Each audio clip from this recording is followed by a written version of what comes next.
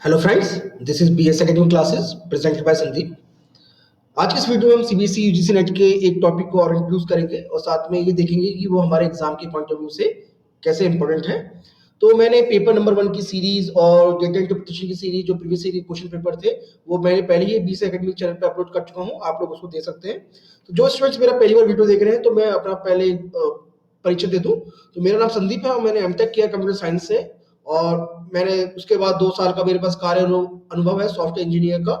उसके उपरांत मैंने सीएसआई एग्जाम जेआरएफ क्वालिफाई किया इन इंजीनियरिंग साइंस, और अब उसके बाद मैंने सीबीएसई यूजीसी नेट जेआरएफ भी मैं 3 टाइम्स क्वालिफाई हूँ और मैं राइट नाउ रिसर्च साइंटिस्ट की पोस्ट पे वर्क कर रहा हूँ। तो इस वीडियो में हम पेपर नंबर 1 के एक टॉपिक को और देखेंगे जिसके अंदर हम डेटा इंटरप्रिटेशन के पार्ट को देखेंगे। जनरली डेटा इंटरप्रिटेशन जो दिया गया है स्टूडेंट समझ नहीं पाते कि डेटा इंटरप्रिटेशन असली में है क्या, क्या है, क्या मतलब क्या है इसका। तो डेटा इंटरप्रिटेशन की इसमें बेसिक थ्योरी है जो आपके एग्जाम पॉइंट ऑफ व्यू से बहुत इंपॉर्टेंट है। तो डेटा इंटरप्रिटेशन के मैंने काफी वीडियो अपलोड कर चुका हूँ बीएस एकेडमी चैनल पर प्रीवियस ईयर्स के, आप उनको देख सकते हैं। तो सबसे पहले डेटा इंटरप्रिटेशन क्या है, तो अगर आप देखें इसकी डेफिनेशन को, तो डेटा इंटरप्रिटेशन से आपको पता चलेगा it means understanding, organising and drawing appropriate conclusion from the given data. यानी हमारे पास कुछ डाटा होता है तो डेटा के अकॉर्डिंग हम उसको अंडरस्टैंड करते हैं, डेटा को ऑर्गेनाइज करते हैं और फिर उससे कंक्लूजन निकालते हैं। और उस कंक्लूजन से हमें हो सकता है उसी कंक्लूजन पर हमें 4 to 5 क्वेश्चन या 5 to 6 क्वेश्चन दिए हुए हमारे एग्जाम के लिए, तो हम उन्हें सॉल्व करते हैं। तो इसका मतलब ये होता है कि extracting useful information conclusion from the given data. ठीक, यानी यूजफुल इंफॉर्मेशन यानी जो महत्वपूर्ण जानकारी है और कंक्लूजन है हम डाटा से निकालते हैं। तो सबसे पहले डेटा जो है, हमारा जो डाटा है वो किस वे में क्लासिफाई होता है। क्लासिफिकेशन ऑफ डेटा का हम देखें तो डेटा को आप क्लासिफाई कर सकते हो टेबल्स में, ग्राफ्स में, पाई चार्ट्स में, combination of diagrams, Venn diagram, number diagram, network diagram और स्कैटर डायग्राम। तो इसके अंदर आपके एग्जाम पॉइंट ऑफ व्यू से ये पहले के जो 4 हैं ये बहुत इंपॉर्टेंट है। तो हम इन फर्स्ट 4 को हम डिस्कस करेंगे अपने इस लेक्चर में, ठीक है। और बाकी के जो 4 हैं, जो बाकी के जो 4 बच जाएंगे उनको हम आगे फ्यूचर की वीडियो में अपलोड करेंगे, बट फिर भी आपके एग्जाम पॉइंट ऑफ व्यू से, यूजीसी नेट के पॉइंट ऑफ व्यू से केवल पहले के फर्स्ट 4 ही इंपॉर्टेंट हैं। तो आप जरा उनको फोकस करिएगा। तो पहले आता है हमारा टॉपिक्स, यानी इस टॉपिक को, डेटा इंटरप्रिटेशन के टॉपिक को पढ़ने के लिए हमें पहले एक बेसिक जो जानकारी होनी चाहिए वो किस किस टॉपिक की जानकारी होनी चाहिए। तो यानी पहले तो आपको परसेंटेज की नॉलेज होनी चाहिए, profit and loss, ratio and proportion, average. ये सारी के सारे जो टॉपिक मैंने आपको जो दिए हैं ये बहुत इंपॉर्टेंट है। तो आप डेटा इंटरप्रिटेशन को सॉल्व करने से पहले ये 4 जो टॉपिक हैं उनकी जो बेसिक फॉर्मूलेज है वो जरा ध्यान में रख लीजिएगा। इसके साथ साथ कुछ स्टैटिस्टिक की कुछ चैप्टर्स हैं वो आपको पढ़ने पड़ते हैं, जैसे कैसे मीन निकालना पड़ता है, मीन, मीडियन, मॉड, इनके फॉर्मूले भी आप जरा ध्यान रख लीजिएगा, मीन, मीडियन और मॉड। और साथ में कुछ और भी चीजें जैसे फ्रीक्वेंसीज क्या होती है, कॉम्युलेटिव फ्रीक्वेंसीज क्या होती है, इनको आप जरा टॉपिक को जरा रिवाइज कर लीजिएगा इस एग्जाम के पॉइंट ऑफ व्यू से। तो कुछ पहले पॉइंट्स हैं जो हमें ध्यान में रखना है, तो मैं जरा पढ़ देता हूं, ये आपके एग्जाम में जरा इनको ध्यान रखिएगा। Must have a cursive glance over the given data और द इंफॉर्मेशन फिगर। यानी आपको जो क्वेश्चन में जो फिगर दिया गया है, जो इंफॉर्मेशन दिया गया है, जरा आप उसको जरा ध्यान से देखिए। Take special care of units and points indicated in the graphical diagram. यानी जो यूनिट्स हैं या फिर यूनिट्स और कुछ पॉइंट्स हैं उनको जरा ध्यान से देखिएगा आप एग्जाम में। कभी कभार होता है कि यूनिट कुछ और है और एग्जाम में कुछ और पूछा गया है, तो आप हो सकता है आपने आंसर सही निकाला हो बट आप गलत ऑप्शन को टिक कर देंगे। तो जो उसमें जो यूनिट्स दी जाती हैं जरा उसको विशेष रूप से उसका ध्यान रखें। Read the questions properly, this is the most important thing, read the question properly. Many questions solve just by looking at the diagram और द डाटा। यानी बहुत से क्वेश्चन ऐसे होते हैं जस्ट आप उनके डायग्राम को देखेंगे या डेटा को देखेंगे तो वो बस आपसे सॉल्व हो जाएंगे और उसके लिए आपको ज्यादा मेहनत नहीं करनी पड़ेगी। और लास्ट पॉइंट है यूज मैथमेटिकल मीन्स और फॉर्मूलेज। यानी आपको मैथमेटिक फॉर्मूला, यानी जिस तरह के कुछ फॉर्मूलेज होते हैं वो आपको एग्जाम के अकॉर्डिंग, क्वेश्चन के अकॉर्डिंग वो आपको सेट करना होता है। तो आप जरा फॉर्मूलेज पे जरा ध्यान रखिएगा।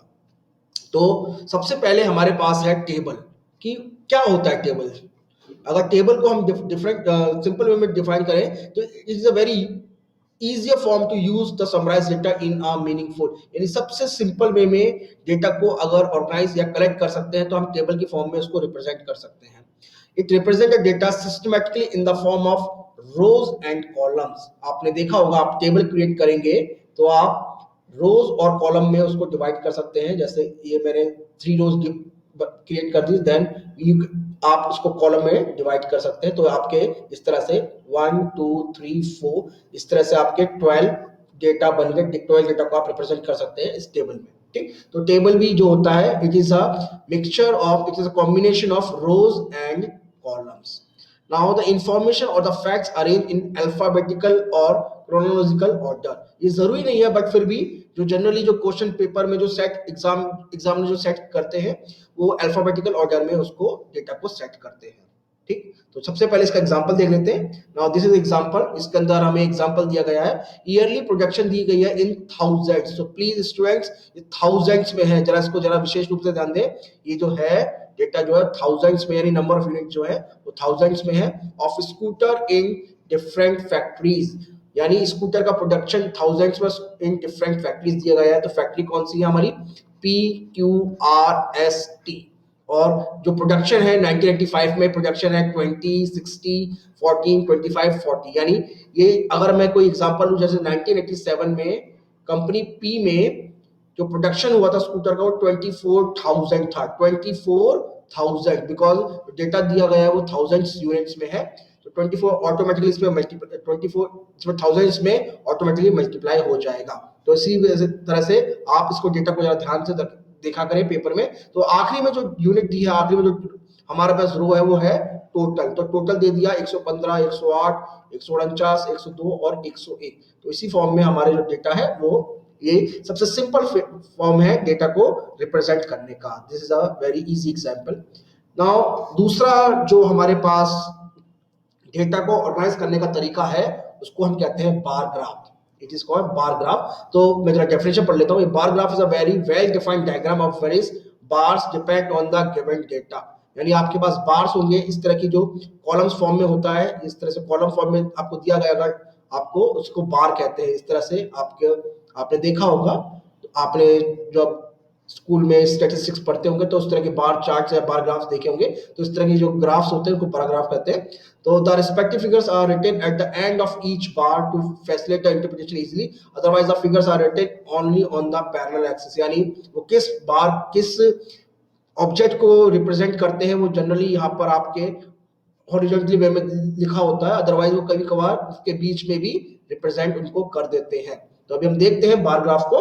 तो बार ग्राफ को जनरली हम क्लासिफाई करते हैं 3 फॉर्म में, जैसे simple bar graph, component bar graph और मल्टीपल बार ग्राफ. इसको मैं फिर से पढ़ देता हूं. तो बार ग्राफ को रिप्रेजेंट करने का 3 तरीका है: simple bar graph, component bar graph और मल्टीपल बार ग्राफ. नाउ तो बात आती है कि सिंपल बार ग्राफ क्या होता है. तो सिंपल बार ग्राफ में एक ही वेरिएबल होता है. It represent only one variable और वन कंपोनेंट. ठीक, और रिप्रेजेंट ओनली वन आइटम. तो वो जो वन वेरिएबल होगा it represent only one item या फिर मैटर और द नंबर, कुछ भी रिप्रेजेंट कर सकता है.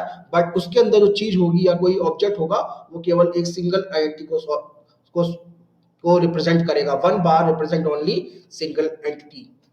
तो ये एग्जांपल है आपके सामने. अगर देखिए तो प्रोडक्शन इन टन्स दिया है, यानी टन्स में प्रोडक्शन है.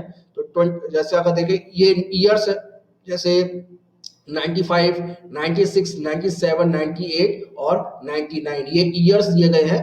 तो उसमें डेटा का उसमें इनका प्रोडक्शन दिया गया है किसी भी ऑब्जेक्ट का या चीज का. तो 25 35 50 70 और 30. तो ये जो प्रोडक्शन है वो टन में है. जैसे मैं 97 में देखूं तो 97 में जो प्रोडक्शन हुआ वो 50 टन था. 50 टन था. तो ये एक एग्जांपल है सिंपल बार ग्राफ का. उसी तरह से दूसरा एक और एग्जांपल है हमारे सामने. तो ये भी प्रोडक्शन टन्स में है. जैसे वीट है, राइस है, ग्राम है और पी है. ये 4 हमारे पास हमारे ऑब्जेक्ट्स हो गए. तो उनका प्रोडक्शन दे रखा है हमें जैसे 20 tons, 35 tons, 15 tons and 25 tons. This is second example. आप इसको वीडियो पॉज करके इसको देख सकते हैं. अदरवाइज आपने काफी इस तरह के एग्जांपल अपने एग्जाम में सॉल्व भी किए होंगे. Now the next example, example number 3, same ये भी रिप्रेजेंट करता है सिंपल बार ग्राफ्स को। इसके अंदर जो दिया गया है हमें बर्थ रेट दिया गया है, बर्थ रेट वो भी पर थाउजेंड्स में, ठीक। अब आपको देखिए तो इसमें आपके पास डिफरेंट डिफरेंट स्टेट्स दिए गए, जैसे मणिपुर, मध्य प्रदेश, आंध्र प्रदेश, उत्तर प्रदेश, हिमाचल प्रदेश और दिल्ली। और इसके अंदर आप अगर देखें, मैं एग्जांपल लेता हूँ यूपी का, तो उत्तर प्रदेश का, उत्तर प्रदेश में जो रेट बर्थ रेट था वो क्या है, 95 है पर थाउजेंड, यानी थाउजेंड्स के ऊपर आपके 95 बर्थ रेट हुआ है। तो इस तरह से आपका जो डेटा है इसमें आप इसको देख लीजिएगा। तो ये सारे जो तीनों एग्जांपल थे वो रिप्रेजेंट कर रहे थे सिंपल बार ग्राफ को। मैं फिर से बोल देता हूँ, सिंपल बार ग्राफ को ये रिप्रेजेंट कर रहे थे, ठीक है, सिंपल बार ग्राफ्स को रिप्रेजेंट कर रहे थे। नाउ तो कंपोनेंट बार ग्राफ्स, तो कंपोनेंट बार ग्राफ्स भी एक तरह का सिंपल बार ग्राफ्स होता है, बट इसमें क्या होता है, इसमें एक से अधिक एंटिटी को आप शो कर सकते हैं। तो the total magnitude of a bar is divided into two और more than two parts of sub classes, यानी एक कॉलम आप रिप्रेजेंट करेंगे, कॉलम्स को आप डिफरेंट डिफरेंट वे में डिवाइड कर देंगे, यानी ये एक जो ये पार्ट होगा वो एक सिंगल एंटिटी को शो करेगा, दूसरी एंटिटी को शो करेगा, और थर्ड वाला जो होगा वो डिफरेंट एंटिटी को शो करेगा। The bar are drawn proportional in length to the total and divide in the ratio of their component, यानी जो उसको आप डिवाइड करोगे वो उसकी लेंथ के अकॉर्डिंग उसके उसमें डिवाइड करोगे। वो क्या होगा, अभी आप एग्जांपल देखेंगे तो आपको क्लियर हो जाएगा। वन बार फॉर टू और मोर देन टू आइटम्स, यानी एक ही बार में दो से या दो से अधिक आइटम्स को आप रिप्रेजेंट करते हैं कंपोनेंट बार ग्राफ्स में, ठीक है स्टूडेंट्स। तो अभी आप देख लीजिएगा, मैं आपको दिखा देता हूं एग्जांपल में। तो एग्जांपल के रूप में आप देखिए, इस तरह का एग्जांपल है आपके सामने, जैसे वीट, राइस एंड ग्राम। अगर हम 1980 को देखें, ये भी टन्स में प्रोडक्शन है, आप देखिएगा। तो 1980 में देखें तो वीट का प्रोडक्शन इसमें हुआ था, ये वन जो मैं लिख रहा हूं ये वीट को रिप्रेजेंट करता है, दूसरा जो है ये राइस को रिप्रेजेंट करता है, और तीसरा जो है ये ग्राम को रिप्रेजेंट करता है। तो आप इसको जरा देख लीजिएगा। जैसे अगर हम वीट का प्रोडक्शन देखें 1980 में, तो ये 30 टन हुआ था, यहां से लेकर यहां तक की जो इसकी लेंथ है वो 30 है, तो 30 टन हुआ था। उसी तरह से आप अगर इसमें राइस का प्रोडक्शन देखें तो राइस का यहां से लेकर यहां तक है तो 30, और ऊपर भी ये जो बैरियर है 50 प्रोड्यूस कर रहा है, यानी 30 से लेकर आप देखें 30 से लेकर 50 तक, यानी इसकी लेंथ हो गई 20, यानी 20 टन प्रोड्यूस हुआ था राइस। उसी तरह से ग्राम देखें हम तो ये 50 एंड में खत्म हो रहा है, 50 से लेकर कहां तक है, ये 100 तक है। तो यानी 50 से लेकर 100 तक का डिफरेंस आपका कितना हो जाएगा, 50 हो जाएगा। तो ये 50 जो है 50 टन यानी 50 टन जो प्रोडक्शन हुआ वो चने का हुआ, ग्राम का हुआ, ठीक है स्टूडेंट। तो इस तरह से ये जो एग्जांपल है कंपोनेंट बार ग्राफ का बहुत इंपॉर्टेंट है, आप इसको जरा फिर से देख लीजिएगा। मैं जैसे आप फिर से एक बार एग्जांपल के रूप में फिर से आपको समझा देता हूँ।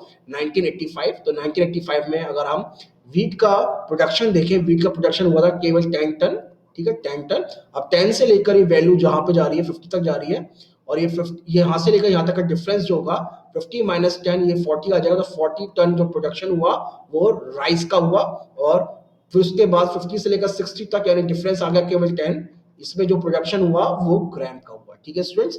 तो ये जो था वो एक तरह का एग्जांपल है कंपोनेंट बार ग्राफ का, आप इसको देख लीजिएगा, ठीक। Now we have the multiple bar graph. Multiple bar graph में क्या होता है, टू और more than two bar make a unit compounds of bar of the different items और the component by meeting each other with their respective magnitude. इसमें क्या होता है, एक लाइन दी होती है आपके पास, उसमें आपके पास एक ही साथ दो बार होते हैं, और ये दो बार डिफरेंट डिफरेंट एंटिटी को रिप्रेजेंट करते हैं। मे बी जैसे 95 में आपका वीट का प्रोडक्शन और राइस का प्रोडक्शन अलग अलग शो कर सकते हैं इसके अंदर आप। तो ये होता है मल्टीपल बार ग्राफ। मैं फिर इसमें अभी हम देखेंगे एग्जांपल में, तो आपको ये सारा का सारा क्लियर हो जाएगा। Now this is the example. ये जो एग्जांपल है ये एक आपको लगेगा कंपोनेंट का है, पर एक कंपोनेंट का भी है, साथ साथ में इसके अंदर मल्टीपल बार ग्राफ है, क्योंकि एक ही लाइन में आपको एक ही में दो से ज्यादा डिफरेंट डिफरेंट कंपोनेंट्स दिखाई दे रहे हैं। तो आप देखिए, तो इसमें एक तो है ये वाला जो रिप्रेजेंट कर रहा है, फूड को कर रहा है, ये क्लोथिंग को कर रहा है, ये एजुकेशन को कर रहा है, और ये फ्यूल को कर रहा है रिप्रेजेंट, ये हाउस रेंट को रिप्रेजेंट कर रहा है, और ये मिसलेनियस वे में जो उनका खर्चा हुआ, एक्सपेंडिचर हुआ, उसको शो कर रहा है। क्योंकि जो डेटा है वो एक्सपेंडिचर है, वो भी परसेंटेज की टर्म में है। ठीक है स्टूडेंट्स, उसी तरह से आप देखें तो ये भी आपका फैमिली क्यू आ गई, तो इसका टोटल जो परसेंटेज होगा ऑलमोस्ट 100 होगा। आप देख लीजिएगा यहाँ पे 100% होगा। तो आप इसमें ये जो एग्जांपल है ये मल्टीपल बार ग्राफ का है, इसको आप देख सकते हैं। ठीक, नाउ नेक्स्ट एग्जांपल जिसकी मैं बात कर रहा था, मैंने जो आपको बताया था, इसको हम मल्टीपल बार ग्राफ को इस तरह भी शो कर सकते हैं। तो ये जो डेटा दिया गया है ये करोड़ में दिया गया है, अमाउंट इन करोड़। तो इसमें import and export of spare parts by an automobiles company over the given year, यानी ऑटोमोबाइल्स कंपनी के जो स्पेयर पार्ट्स का जो प्रोडक्शन होता है, इंपोर्ट एक्सपोर्ट होता है, उसमें दिया गया है। जैसे एक तरफ जो रेड बार हमें शो कर रहा है वो एक्सपोर्ट को शो कर रहा है, और जो क्या कहते हैं ऑरेंज कलर का जो शो कर रहा है बार, वो इंपोर्ट को शो कर रहा है। ठीक? आप अगर देखें ईयर 1997 के अंदर जो हमने एक्सपोर्ट किया वो 60 करोड़ रुपीस का एक्सपोर्ट किया, और इंपोर्ट जो किया वो 55 करोड़ रुपीस का इंपोर्ट किया। तो इस तरह का जो एग्जांपल है, these are the examples of multiple bar graph. Now next chart या नेक्स्ट ग्राफ हमारे पास है line graph. Now line graph represent pictorial presentation or representation of the given data। ये भी एक लाइन, ये भी रिप्रेजेंट करने का तरीका है, अभी एग्जांपल दिखाएंगे तो आपको क्लियर हो जाएगा। It is also called Cartesian graph और पिक्टोरियल रिप्रेजेंटेशन, यानी इसके अंदर आप एक्स और वाई कोऑर्डिनेट को रिप्रेजेंट करते हैं तो उसको कभी कभार कार्टेशियन ग्राफ या पिक्टोरियल रिप्रेजेंटेशन भी हम कहते हैं। It indicates the variation of quantity और magnitude with respect to two parameter calibrated on the X axis और वाई एक्सिस। क्या होता है जरा अभी देख लेते हैं। नाउ उससे देखने से पहले इसका क्लासिफिकेशन हम देख लेते हैं। अगर केवल सिंगल लाइन ड्रॉ होगी, if it is drawn with the help of only one single line, then it is called single line graph और simple line graph. But if the graph has at least two or more than two line drawn, it is called multiple line graphs। ठीक है students, तो ये example है आपके लिए classification का। आप देखते हैं तो सबसे पहले सिंगल लाइन ग्राफ। ये जो लाइन सिंगल लाइन ग्राफ है, मैंने बताया अगर आपका ग्राफ केवल सिंगल लाइन से प्रोड्यूस हो रहा है, then it is called simple line graph. जैसे इसमें आपने देखा, तो इसमें जो डेटा दिया गया है वो production of company in lakhs units over the year. जैसे 96 में 5 लाख यूनिट्स, 97 में 75 यूनिट्स, 77.5 लाख यूनिट्स, देन 98 में 10 लाख यूनिट्स। इस तरह से जो डेटा है आप इसको देख सकते हैं। तो एग्जाम में स्टूडेंट्स ये जो ऊपर की जो लाइन है, ये जो हेडिंग है, इस पे आप विशेष रूप से ध्यान दीजिएगा क्योंकि ये किस फॉर्म में दिया गया है ये बहुत जरूरी है। नाउ नेक्स्ट है हमारे पास मल्टीपल लाइन ग्राफ। देखिए अब इसमें आपके पास दो लाइन है, तो इसलिए इसको मल्टीपल लाइन ग्राफ कहते हैं, क्योंकि ये रिप्रेजेंट कर रही है, रेड वाली रिप्रेजेंट कर रही है कंपनी ए को, और बी वाली कंपनी कर रही है, ऑरेंज वाली कर रही है कंपनी बी को, जैसे कि नीचे लिखा भी है कंपनी ए और कंपनी बी।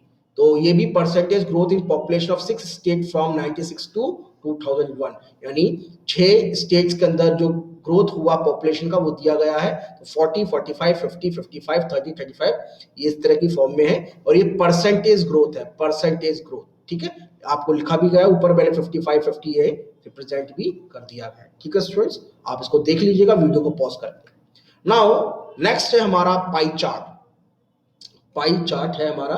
तो पाई चार्ट क्या होता है? तो पाई चार्ट और pie graph is a complete circle और अ पाई, यानी आप डेटा को इस तरह से सर्कुलर फॉर्म में, सर्कुलर वे में रिप्रेजेंट करते हैं, और उसमें आप डिफरेंट डिफरेंट सेक्टर्स में उनको डिवाइड करते हैं। एग्जांपल्स में आपको करेक्ट हो जाएगा, यानी 1, 2, 3, 4 और 5 इस तरह से आप उनको डेटा को रिप्रेजेंट करते हैं पाई चार्ट्स में। और द टोटल क्वांटिटी और magnitude of the given question is distribute over the various parts of an angle 360, क्योंकि जो कंप्लीट सर्कल होता है वो 360 का होता है, तो उसी के अकॉर्डिंग कभी कभार क्वेश्चन में आपको इसके सेक्टर का एंगल दे दिया जाता है, तो आपको उसके अकॉर्डिंग क्वेश्चन को सॉल्व करना होता है। ठीक है स्टूडेंट्स, जैसे कब ये हो सकता है ये एंगल 72 डिग्री हो, कोई एंगल 36 डिग्री का हो सकता है कोई एंगल केवल 45 डिग्री का हो। तो इस तरह का भी पाई चार्ट्स क्रिएट होते हैं। पहली बात आती है क्लासिफिकेशन। तो इसको क्लासिफाई करने के लिए आप दो रूप में से क्लासिफाई कर सकते हो, सिंपल पाई चार्ट और मल्टीपल पाई चार्ट्स। ठीक, ये क्या होता है जरा देख लेते हैं। सबसे पहले सिंपल पाई चार्ट का एग्जांपल देख लें। तो simple pie chart, this is the example of simple pie chart, क्योंकि एक ही आपको चार्ट दिया गया है, तो आप देख सकते हैं। तो percentage amount spend by a country on various sports for 1 year. जैसे टेनिस पे इन्होंने खर्चा किया 10%, गोल्फ पे किया है 12.5%, बास्केटबॉल पे 12.5%, क्रिकेट पे 25%, हॉकी पे 15% और फुटबॉल में 15% और अदर स्पोर्ट्स पे 10%। तो ये जो चार्ट्स है वो पाई चार्ट है, आप देख सकते हैं। तो इसमें जो डिफरेंट डिफरेंट सेक्टर है जैसे 1, 2 और ये 3, 4, 5, 6 और 7 सेक्टर में से डिवाइड किया है। ये all are the example of sector और पाई चार्ट्स। ठीक है स्टूडेंट्स।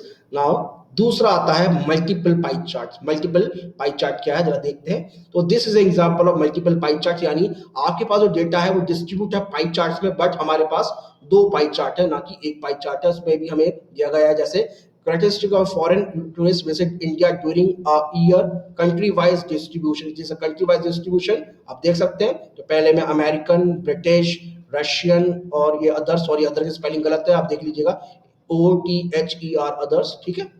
तो जैसे अमेरिकन ने 60% को विजिट किया और ब्रिटिश ने 10% विजिट किया, 15% रशिया को रिप्रेजेंट किया और अदर्स में 15% करा। अब अगर ये तो था कंट्री वाइज डिस्ट्रीब्यूशन, और हमारे पास एज वाइज डिस्ट्रीब्यूशन हमें दे रखा है जिसके अंदर 20 में between 20 to 40 years, below 20 years और अबव 40 ईयर्स हमें दिया गया है। और जो क्वेश्चन आएगा ना स्टूडेंट्स, वो इन दोनों पाई चार्ट के मिक्सचर से आएगा। तो आप जो ये पाई चार्ट आते हैं तो इसको जरा ध्यान में रखिएगा। This is example of multiple pie charts. Now हमने 4 या 5 तरीके के चार्ट्स देख लिए। नाउ अब हमारे पास आता है कॉम्बिनेशन। कभी कभार जो डेटा होता है वो आप हमको हाइब्रिड फॉर्म में दिया होता है, मिक्स फॉर्म में दिया होता है। तो उसमें पाई चार्ट और टेबल भी हो सकता है, पाई चार्ट और बार ग्राफ भी हो सकता है, पाई चार्ट और लाइन ग्राफ भी हो सकता है, bar graph and table, line graph and table, pair of price हो सकता है जैसे कि अभी हमने देखा, और बार ग्राफ और लाइन ग्राफ में हो सकता है। यानी जिस तरह के हमने जो क्वेश्चंस को अभी देखा, क्वेश्चन नहीं एग्जांपल्स को देखा, ये मिक्स फॉर्म में भी आ सकते हैं। ठीक है स्टूडेंट्स। तो हम आगे के वीडियो में इनके बारे में एग्जांपल भी देखेंगे। तो अभी हाल फिलहाल के लिए हम केवल एक एग्जांपल देख लेते हैं। तो ये हमारे पास एग्जांपल है। जैसे आपने देखा कि एक तरफ हमें एक पाई चार्ट दे रखा है और दूसरी तरफ हमें टेबल दे रखा है। तो is example of pie chart and table. So उसमें अगर हम देखें जो क्वेश्चन आएगा वो दोनों के मिक्सचर फॉर्म में आएगा। जैसे अगर हम देखें लेफ्ट साइड में जो हमारे पास पाई चार्ट है, percent of total production produce by the 7 companies. हमारे पास 7 कंपनी का जो टोटल प्रोडक्शन वो दिया गया है। जैसे ए ने 15% किया, बी ने 11% प्रोड्यूस किया, सी ने 22%, डी ने 8% और ई ने 27% प्रोड्यूस किया और एफ ने 5%। उसी तरह से ये कंपनी आपकी, ये आपने इसमें, और जी का भी दे रखा है, सॉरी जी का भी है, जी ने 12%। अब ये कंपनी जो थी टोटल प्रोडक्शन है, बट टोटल प्रोडक्शन में अगर आप चाहें तो आइटम को भी रिप्रेजेंट कर सकते हैं, आइटम 1 और आइटम 2। तो क्वेश्चन पर डिपेंड करता है वो किस तरह का डेटा दिया गया है। तो यानी ये जो क्वेश्चन आएगा आपका पेपर में, ये इन दोनों पाई चार्ट्स के अकॉर्डिंग और टेबल के अकॉर्डिंग आएगा। ठीक, जनरली यूजीसी नेट पे इस तरह के क्वेश्चन आते हैं, नहीं इतने टफ क्वेश्चन नहीं पूछते, पर फिर भी ये इस तरह के क्वेश्चन बैंकिंग में बहुत जनरली आए जाते हैं। तो ये जो मैंने क्या कहते हैं, इसमें हमने जो ये पूरा का पूरा टॉपिक हमने देखा, तो जनरली डेटा इंटरप्रिटेशन के बारे में था। बहुत डिटेल टॉपिक मैंने बताया डेटा इंटरप्रिटेशन का, किस तरह से हमारे पास जो क्वेश्चन आता है। तो स्टूडेंट्स अगर चाहें तो और भी कोई अपनी डिमांड क्रिएट कर सकते हैं, डिमांड ऑन डिमांड वीडियो जो क्रिएट कराना है। बहुत से स्टूडेंट्स ने मुझे वीडियो क्रिएट करने के लिए बोला भी है, but maybe because of lack of time मैं इनको नहीं बना पा रहा हूँ, तो उसके लिए मैं आपसे सॉरी बोलता हूँ। तो बट स्टूडेंट्स ने फिर भी बहुत मेल किया मेरे को, तो मैं उनके उम्मीदों को जरूर खरा उतरूंगा और जरूर मैं आगे भी वीडियो को इस तरह से आपके लिए बनाता रहूंगा। तो फिर भी अगर कोई डाउट है स्टूडेंट्स को या फिर किसी भी तरह का क्या कहते हैं, किसी तरह क्वेरी है, तो you can mail me at my email ID sandeep2006@gmail.com। ठीक है students. So please subscribe the channel for more videos. Thank you.